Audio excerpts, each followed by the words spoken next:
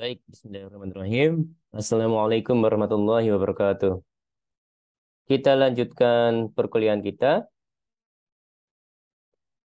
Topik perkuliahan kali ini adalah komunikasi organisasi.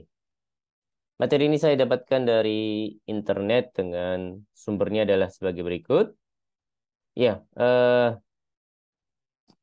secara spesifik saya ingin menyampaikan terkait dengan komunikasi budaya organisasi. Jadi, ya, seseorang mungkin akan berargumen bahwa komunikasi budaya organisasi ya merupakan atau ada hubungannya juga dengan komunikasi organisasi.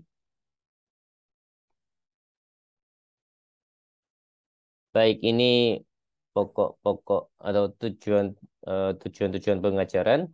Jadi importance of communication, the communication process, dan improving communication in organization. Baik, masuk ke definisi. Ya, komunikasi merupakan proses mengirim dan menerima simbol-simbol yang memiliki arti dalam rangka pertukaran informasi agar terjadi saling pengertian antara dua orang atau lebih. Baik, ini matrik konsep komunikasi dalam organisasi. Ya, jadi kolom pertama nomor, kolom kedua itu sumber, dan yang kolom ketiga batasan konsep. Ya, salah satu contohnya adalah eh, nomor 3, Derek Torrington di tahun 2000. Batasan konsepnya merupakan dalam organisasi adalah suatu aktivitas individu dalam organisasi yang dapat merefleksikan gaya kepribadian, kegiatan persuasi, serta negosiasi dalam situasi latar belakang berbeda. Oke, ini sepertinya lanjutan ya. Kalau yang ya lanjutannya atau anu ya sumber-sumber yang lain. Hanya saja ini sepertinya yang nomor 6 ini diulang lagi ya, Mas dan Mbak sekalian. Baik, masuk ke media komunikasi. Terdapat dua tipe utama dari media komunikasi, yaitu verbal dan non-verbal. Komunikasi verbal atau verbal communication itu poin-poinnya interaksi tatap muka, face to face, lisan dan tulisan. Sedangkan komunikasi non-verbal itu atau non-verbal communication adalah komunikasi yang dilakukan dengan ekspresi wajah, posisi tubuh, kontak mata dan bahasa tubuh lainnya. Ya, tidak memakai apa namanya ya? Tidak memakai lisan ataupun tulisan ya. Untuknya non-verbal. Pemilihan media. Pemilihan media komunikasi berdasarkan pada interaksi antara kekayaan informasi dan kompleksitas dari problem atau situasi saat itu. Ya, kekayaan informasi menurut Richard Duff dan Robert Lengel adalah pembawa informasi potensial yang berkapasitas data ditentukan oleh umpan balik, saluran, personal versus impersonal, dan sumber bahasa. Oke, 7 unsur dalam proses komunikasi. Ada pengirim, ada encoding atau penyandian, ada pesan, ada saluran, ada penerima, ada penafsiran, serta penerimaan umpan balik. Kemampuan komunikasi. Ya, ini adalah penampilan berdasarkan pada kemampuan individu untuk menggunakan komunikasi secara efektif dalam berperilaku sesuai dengan suasana yang ada. Jadi ya tidak melulu kaku, tidak melulu formal gitu ya. Ya kadang juga bisa informal, komunikasi secara informal dan ngobrolnya juga bisa lebih santai gitu ya kalau di suasana informal. Baik, poin berikutnya ditentukan oleh kecakapan dan sifat komunikasi, faktor-faktor yang berhubungan dengan keadaan, serta individu-individu yang terlibat dalam interaksi.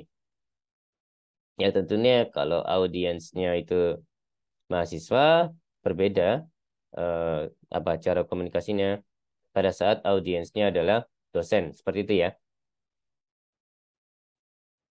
Oke, Kemampuan komunikasi dapat diperbaiki melalui 5 gaya komunikasi atau kecakapan atau ciri di bawah pengawasan Anda. Ya, yang pertama asertivitas, yang kedua agresivitas, yang ketiga non-asertivitas, kemudian yang keempat komunikasi non-verbal, dan yang kelima mendengarkan secara aktif. Oke, gaya komunikasi. Ya, ada gaya asertif, gaya agresif, dan gaya non-asertif. Kita coba ambil salah satu, gaya agresif, yakni gaya yang menyatakan perasaan dan harga diri, berjuang memperoleh keuntungan orang lain dengan cara tidak adil. Oke, ini gaya komunikasi ya. Jadi yang kolom pertama gaya komunikasi, kolom kedua deskripsi, kolom ketiga, ya mohon maaf, yang kolom ketiga pola perilaku nonverbal, kemudian kolom keempat pola perilaku verbal. Ya, kita coba ambil salah satu contoh, agresif. Deskripsinya, mengambil keuntungan dari orang lain, ekspresif dan meninggikan diri dengan mengorbankan orang lain. Pola perilaku nonverbal, melotot, membelalak, bergerak atau bersandar terlalu dekat, sikap tubuh yang mengancam, menunjukkan jari dan mengepalkan tangan, kemudian suara keras sering menginterupsi. Pola perilaku verbalnya di gaya komunikasi agresif, kata-kata yang kasar dan penuh umpatan, menilai dan mengevaluasi perilaku orang lain, menggunakan istilah yang seksis dan rasis, serta mengucapkan ancaman secara eksplisit atau menghina. Ya, sebaiknya dihindari ya, Mas dan Mbak sekalian, terkait dengan gaya komunikasi agresif ini. Oke, kemampuan komunikasi. Kemampuan komunikasi manajer dapat diperbaiki dengan mencoba lebih asertif yang dapat dicapai dengan menerapkan perilaku nonverbal dan verbal yang saling melengkapi dan menguatkan, yaitu dengan menggunakan kombinasi dari berbagai elemen-elemen, yakni mendeskripsikan, mengekspresikan, berempati, menetapkan, dan memberikan petunjuk. Komunikasi hierarkis, pertukaran informasi dan pengaruh di antara anggota organisasi, di mana paling tidak salah satunya memiliki kekuasaan formal untuk memimpin dan mengevaluasi anggota organisasi lain. Omongan selentingan. Ya, poin-poinnya. Sistem komunikasi tidak resmi di dalam organisasi informal. Pendukung resmi saluran formal dalam komunikasi. Kemudian memiliki fungsi penting sebagai tanda peringatan awal untuk suatu perubahan organisasi. Sebuah media untuk menghasilkan budaya organisasi. Sebuah mekanisme untuk membantu perkembangan kekompakan kelompok dan sebuah jalan informal untuk merangkul ide-ide sehat orang lain. Ya menarik ya, Mas dan Mbak sekalian. Jadi omongan selintingan itu kan ya informal ya sistem apa namanya sifatnya. Namun di sini dijelaskan bahwa omongan selintingan adalah sebuah media untuk menghasilkan budaya organisasi. Jadi komunikasi budaya organisasi ya ya. Kalau saya bilang itu kan mengomunikasikan budaya organisasi yang ada di perusahaan atau organisasi tersebut kan. Nah, itu butuh media untuk mengomunikasikan budaya organisasi, Mas dan Mbak sekalian. Nah, omongan selintingan ini, kalau menurut sumber ini, bisa menjadi media itu, Mas dan Mbak. Ya, menarik. Distorsi komunikasi. Ya, terjadi ketika karyawan dengan sengaja mengubah isi pesan, mengurangi ketepatan komunikasi antara manajer dan karyawan, karena adanya politik dalam tempat kerja, hasrat untuk mengatur kesan yang dapat ditangkap atau rasa takut mengenai bagaimana manajer merespons sebuah pesan. Distorsi ya. Ya, apa yang disampaikan dari awal ya, dari sumbernya gitu, nyampe ke yang mendapatkan pesan itu tidak 100% benar gitu maksudnya. Ya ada perubahan-perubahan sedikit gitu ya. Atau bahkan mungkin bisa berubah drastis gitu ya, Mas dan Mbak. Dampaknya Menghasilkan kesalahan pengiriman pesan yang tidak untuk diteruskan malah tersebar. Jadi eh, pesan yang seharusnya eh, tidak disampaikan itu malah tersebar gitu ya, malah tersampaikan. Informasi yang salah tersebar dan berbagai masalah lain yang berkaitan dengan kuantitas dan kualitas informasi. Ya, jadi eh, berisiko Mas dan Mbak jika terjadi distorsi dalam komunikasi. Oke, cara mengurangi distorsi oleh manajer ada beberapa poin. Yang pertama, mengurangi perbedaan kekuasaan antara mereka sendiri dengan bawahan mereka. Yang kedua, meningkatkan kepercayaan melalui proses peninjauan kinerja yang memberikan penghargaan atas kinerja karyawan yang sebenarnya. Kemudian mendorong respons stafnya dengan menjalankan rapat-rapat yang kecil dan lebih informal. Yang keempat, menentukan tujuan yang dapat mendorong para karyawan untuk berfokus pada masalah daripada kepentingan mereka sendiri. Yang kelima, menganjurkan dialog di antara pihak-pihak yang memiliki sudut pandang yang berlawanan. Oke, komunikasi formal adalah pesan yang disebarkan berkaitan dengan pekerjaan resmi di dalam organisasi. Komunikasi mengikuti jalur hierarki dalam organisasi dan komunikasi informal adalah pesan yang disebarkan tidak resmi jauh di luar kegiatan formal organisasi. Komunikasi terpisah dari struktur formal dan tidak mengikuti rantai komando.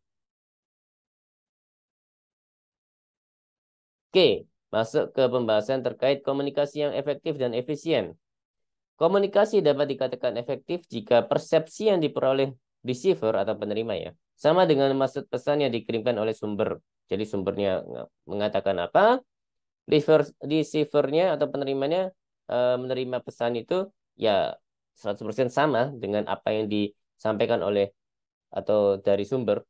Ya itu dikatakan komunikasi yang efektif ya Mas dan Mbak. Komunikasi yang efektif membawa pengetahuan ke dalam suatu organisasi dan menyebarkannya dengan cepat kepada karyawan yang memerlukan informasi tersebut. Kemudian, komunikasi yang efisien adalah ini ya seperti ini ya. Komunikasi yang efisien adalah komunikasi yang tidak memakan waktu dan biaya yang minim. Jadi, ya, komunikasi yang efektif dan efisien itu berarti komunikasi yang di mana melalui cara atau media itu, ya semoga saya tidak salah, adalah isi dari pesan yang disampaikan itu tersampaikan 100% benar, tidak ada distorsi dengan usaha yang minim gitu ya. Oke, hambatan komunikasi efektif, hambatan proses, hambatan pribadi, hambatan fisik, dan hambatan semantik. Oke, ini karakteristik ya dari kekayaan informasi untuk media yang berbeda. Ya ini silakan dibaca sendiri, Mas dan Mbak. Oke, ini model kontingensi dalam pemilihan media komunikasi. Jadi ini ada sumbu X dan sumbu Y gitu ya. Sumbu X-nya ini kompleksitas masalah atau situasi. Jadi ada rendah, ada tinggi, yang tinggi di sebelah kanan. Sedangkan sumbu Y adalah kekayaan media komunikasi. Ya, sama dengan sumbu X, ada rendah dan tinggi. Nah, ini ada tiga bagian ya. Ini kalau yang sini zona terlalu sederhana, media menyediakan informasi lebih dari yang dibutuhkan. Sedangkan ini zona yang berlebihan, media menyediakan informasi lebih dari yang dibutuhkan.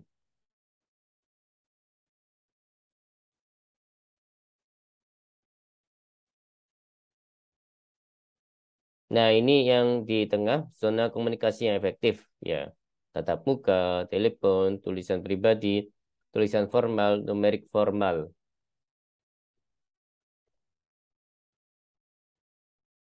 Nampaknya ada ya, apa namanya? Ini sepertinya ya, Mas dan Mbak sekalian, zona yang berlebihan, media menyediakan informasi yang lebih sedikit daripada yang dibutuhkan. Nampaknya seperti itu, Mas dan Mbak. Baik, kemampuan komunikasi mempengaruhi mobilitas atas, upward, upward mobility. Jadi ini kemampuan komunikasi, ini mobilitas atas. Oke, kotak-kotak di bawahnya ada kecakapan atau ciri komunikasi, kemudian faktor-faktor keadaan dan individu yang terlibat. Baik, ini model pemahaman pendengar. Jadi ini yang di tengah lingkar elips di tengah ini pemahaman pendengar. Kotak-kotak yang ada di luarnya atau di apa ya di sekelilingnya adalah karakteristik pendengar, kemudian karakteristik pembaca, kemudian karakteristik lingkungan dan karakteristik pesan. Ya ini temperatur. Untuk yang karakteristik lingkungan ada temperatur, ada pengaturan tempat duduk dan noise ya. Pengaturan tempat duduk ya bisa dipahami sih.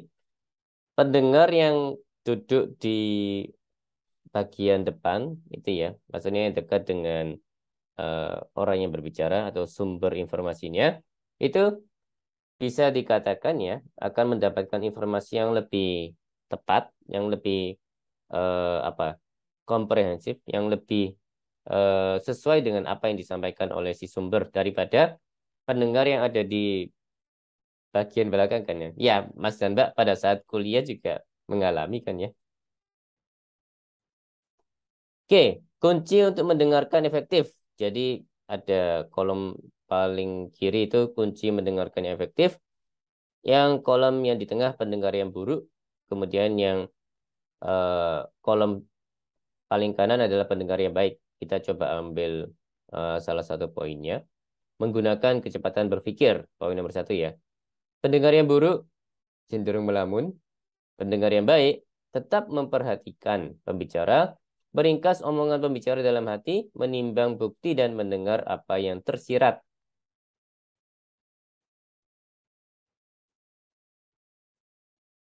Baik, Mas dan Mbak, demikian perkuliahan hari ini. Ya, mohon maaf kalau ada hal-hal yang salah dari saya. Terima kasih atas perhatiannya. Insya Allah kita akan jumpa lagi di next kesempatan.